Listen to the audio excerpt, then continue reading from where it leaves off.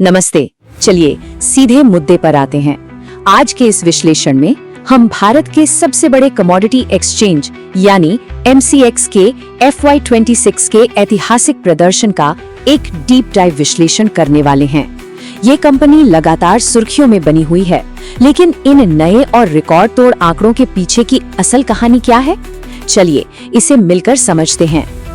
Okay, तो चलिए सबसे पहले इस नंबर को देखते हैं।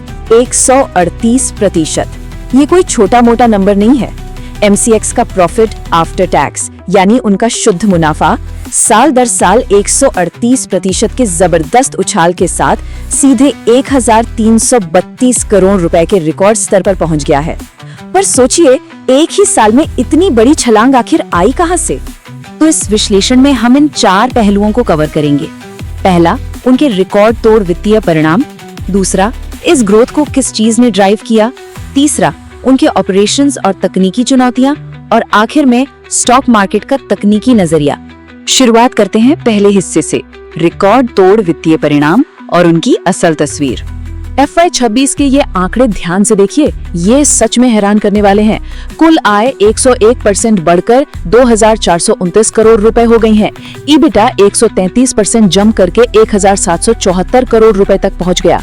लेकिन सबसे बड़ा गेम चेंजर है उनका EBITDA मार्जिन। ये पिछले साल के 63% से सीधा 73% पर आ गया है, यानी पूरे 1000 बेसिस पॉइंट्स का जंप। दरअसल चौथी तिमाही में तो उनका EBITDA मार्जिन 74.80% तक पहुंच गया था। ये एक मैसिव ऑपरेटिंग लीवरेज का साफ संकेत है, जहां रेवेन्यू तो तेजी से बढ़ा, पर उस अनुपात में खर्च बिल्कुल नहीं बढ़े, जिससे सीधा मुनाफा उनकी बॉटम लाइन में ऐड हो गया। इस ग्रोथ पर MCX की MD और CEO प्रवीणा राय का ये स्टेटमेंट काफी कुछ साफ कर देता है। उनका कहना है कि ऑपरेटिंग रेवेन्यू का दुगने से ज्यादा होना उनकी फोकस रणनीति और नए प्रोडक्ट्स में बढ़ती भागीदारी का सीधा नतीजा है। उनकी एक खास पहल थी price in India, hedge in India, जिसका मेन मोटिव डोमेस्टिक हेजिंग को बढ़ाना था।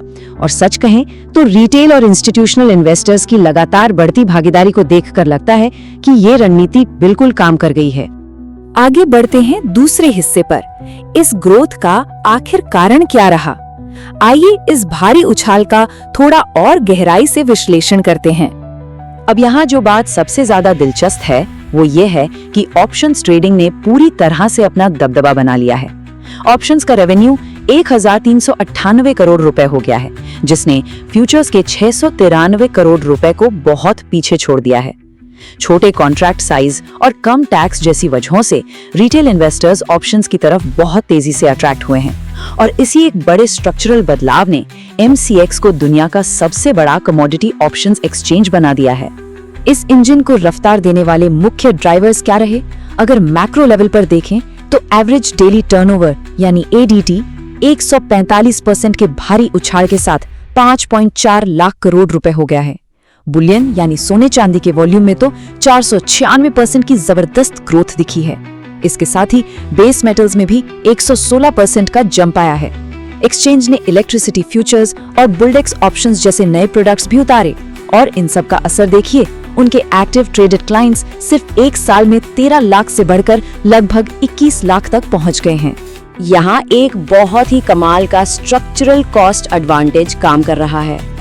एनर्जी वॉल्यूम्स के लिए उन्हें बाहरी CME लिंक कीमतों पर लाइसेंस फीस देनी पड़ती है, लेकिन बुलियन और बेस मेटल्स MCX की अपनी इंटरनल प्राइस पर सेटल होते हैं, तो कोई बाहरी CME लाइसेंस की कॉस्ट नहीं लगती। इसका सीधा सा मतलब ये है कि सोने और चांदी के वॉल्यूम में चाहे कितनी भी भारी ग्रोथ हो जाए, उनकी लाइसेंसिंग कॉस्ट उस अनुपात में नहीं बढ़ती। और यही सबसे बड़ा कारण है कि उनका EBITDA मार्जिन 73% तक पहुंच गया। तीसरा हिस्सा, संचालन और तकनीकी चुनौतियां। क्योंकि हर तस्वीर के 2 पहलू होते हैं, आइए थोड़ी जमीनी हकीकत पर भी नजर डालते हैं। तो यहाँ सबसे अहम बात यह है कि इतनी तेजी से स्केल करने के दौरान टेक्नोलॉजी और ऑपरेशंस के मोर्चे पर इनका सफर काफी उतार चढ़ाव भरा रहा है। अक्टूबर 2023 में इन्होंने नए TCS प्लेटफॉर्म पर ट्रांजिशन किया। फिर मई 2025 आते आते सेबी ने इन पर सॉफ्टवेयर पेमेंट डिस्क्लोजर को लेकर 25 लाख रुपए का जुर्माना लगा दिया। उसके बाद अक्टूबर 2025 में एक बड़ी रुकावट आई, जब सिस्टम लिमिट्स पार हो जाने के कारण पूरे 4 घंटे तक ट्रेडिंग ठप रही और लगता है कि ये तकनीकी दिक्कतें अभी पूरी तरह सुलझी नहीं है। बिल्कुल, हाल ही की बात करें तो प्रमुख ब्रोकर ज़ीरोधा ने इन सिस्टम रुकावटों को लेकर एक अलर्ट भी जारी किया था। एक्सचेंज स्तर पर रुक कर तकनीकी समस्याएं आ रही हैं, ट्रेडर्स के ऑर्डर्स रिजेक्ट होने का डर, ऑर्डर स्टेटस अपडेट्स में देरी जैसी परेशानियां बिल्कुल रियल हैं। और ध्यान देने वाली बात यह है कि इसका असर किसी एक ब्रोकर तक सीमित नहीं है, ये एक सिस्टम वाइड इम्पैक्ट है। जब ट्रेडिंग वॉल्यूम इतने ऊंचे स्तर पर हो तो सिस्टम का स्टेबल होना बहुत जरूरी हो जाता है।